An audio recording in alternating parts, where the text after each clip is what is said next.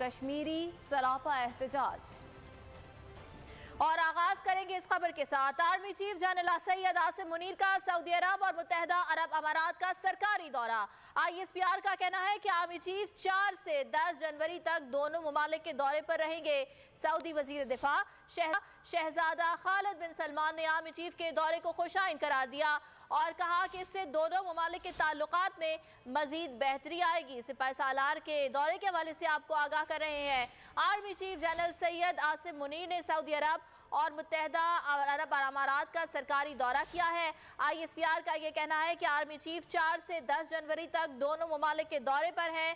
Saudi वजीर दिफा शहजादा खालिद बिन सलमान ने आर्मी चीफ के दौरे को खुशाइन करार दिया है और कहा है कि इससे दोनों ममालिक के ताल्लुकात में मजीद बेहतरी आएगी।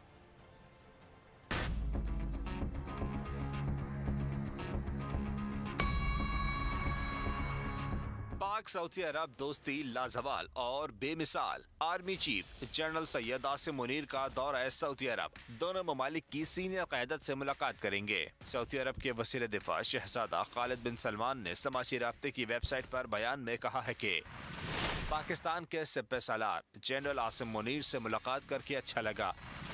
दोनों बरादर ममालिक के माबैन शराकत दारी पर तवज्जो मरकूज की गई।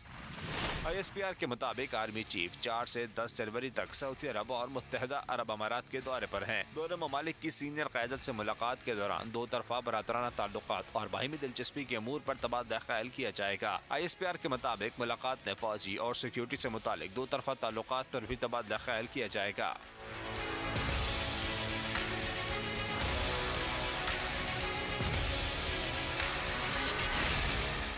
और अब जिक्र शहर कायद की सियासत का। कराची में सियासी माहौल गर्म हो गया। बल्दियाती इंतखाब के मामले पर MQM पीपल्स पार्टी आमने सामने। हल्का बंदियों के मामले पर मुश्तरका